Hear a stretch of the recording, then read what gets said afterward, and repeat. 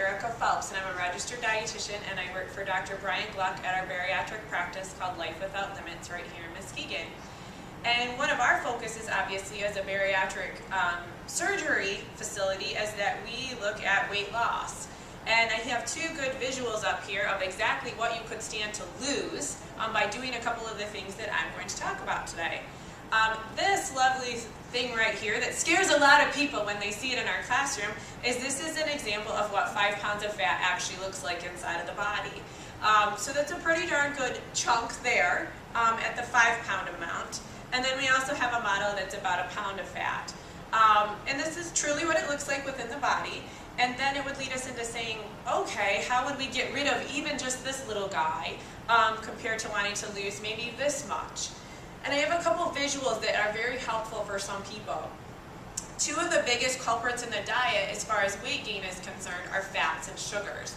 Any calories we consume in excess add up to things like this on the scale. We're going to start with the sugar side of things and look at how quickly that can add up. Sometimes people will ask me, I know I need to lose weight, what's the fastest way to lose weight?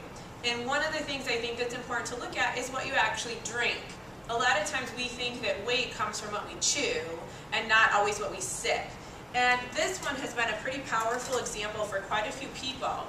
These two little test tubes here contain about 17 teaspoons, of sugar, which is the equivalent to what's in a 20-ounce regular soda.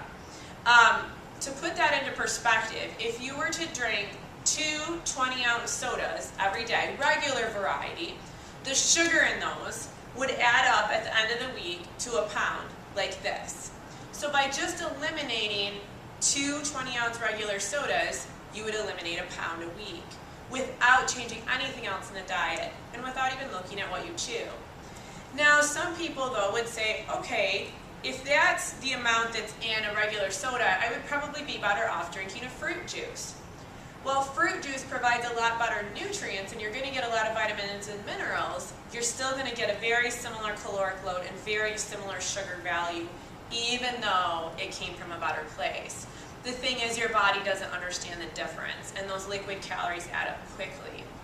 Another one that would be a good example is, you might say, well, I'll just drink coffee, it's getting cooler outside, I'll do like a coffee drink.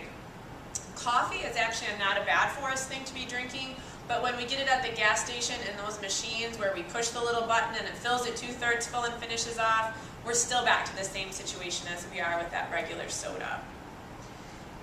Not to just pick on those kind of drinks, though, it kind of leaves you saying, well, what would I drink then? One of the groups that's grown a lot is things like vitamin waters or life waters or some of the enhanced beverages. This test tube here contains 8 teaspoons of sugar, and that's the equivalent to what's in a 20-ounce bottle of a regular version of a vitamin water.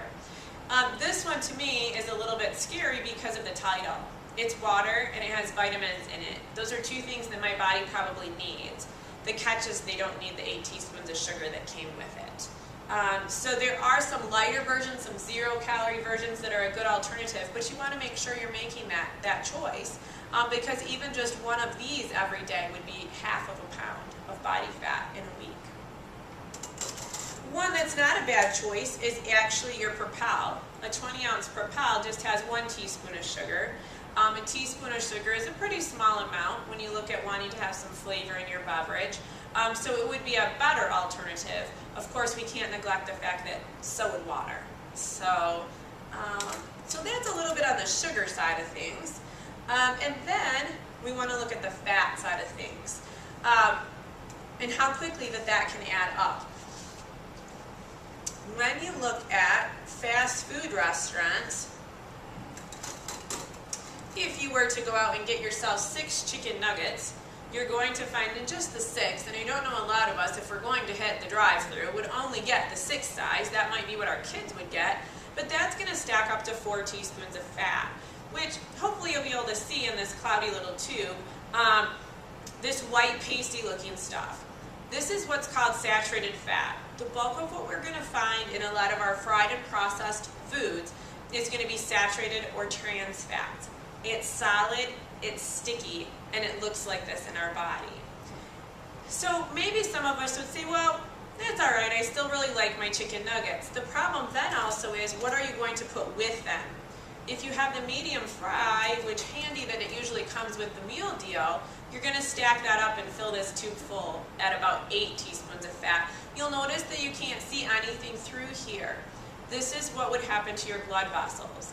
When you can't see anything through your blood vessels because of all this kind of fat sticking and accumulating and blocking it off, so there's no light coming through, no blood is able to flow, that's an example of a heart attack. So it doesn't take a whole lot for those types of things to add up. Another example that's up here that might surprise some of you is that 2 slices of pepperoni pizza has 5 teaspoons of fat. Is that necessarily a good thing? Or is that a bad thing? Well, when you compare it to your 6 chicken nuggets, just 6, and your medium fry, not your super size, you're actually a little better off with your pizza. Now, is your pizza the best, though? Do we still want this much clogging things up in there? Absolutely not. We could make this look a lot better if we took the pepperoni off the pizza, maybe put some lean ham on top, some vegetables, even some pineapple. We can make pizza a decent for us food and make this at least be cut in half. By doing some of those kinds of things, you should see some of this come off.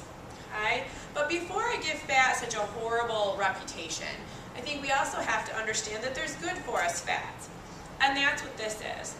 Any kind of liquid fats, like a canola oil like this, or an olive oil, same types of fats you'll also find in nuts, olives, avocados, and seeds, are actually good for the heart. They help your blood vessels stay open, and they help your blood stay liquid and flow freely through your blood vessels. They actually prevent heart attack and stroke.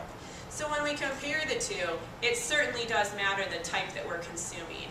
We want it to come more from these plant-based sources and less from these animal and processed foods. Both of them would add up against us, but to a much lesser degree on the body when they're coming from these plant-based sources. With all these visual examples, hopefully it makes you think a little bit more, but then it might make us say, well, where do we go from here? I think so much of what we eat is about awareness and thinking about the things that we're consuming. So taking this knowledge, hopefully these graphics might make you think twice, and applying it to what you might be doing today for lunch, or what you might snack on through the afternoon. So to give you a little bit more of an example, when you're going out to eat at a fast food restaurant, perhaps you've actually picked the small hamburger, which has a lot less fat than anything else I've shown, or a grilled chicken sandwich, or some of the salads. There are much healthier choices, let alone packing our own. Perhaps you'll think a little bit more about what you're sipping and use those calories a little bit better into what you're eating. A 20-ounce regular soda, as I showed you, those 2 tubes of sugar, is the equivalent of eating a string cheese, a granola bar, and a decent-sized apple. For some of us, all of us, we'd feel much more satisfied if we could eat those foods instead of drinking those calories. So I encourage you to think about what you drink through the day, as well as just be aware and utilize some of the nutritional information that's out there, knowing what kind of fats you're looking for.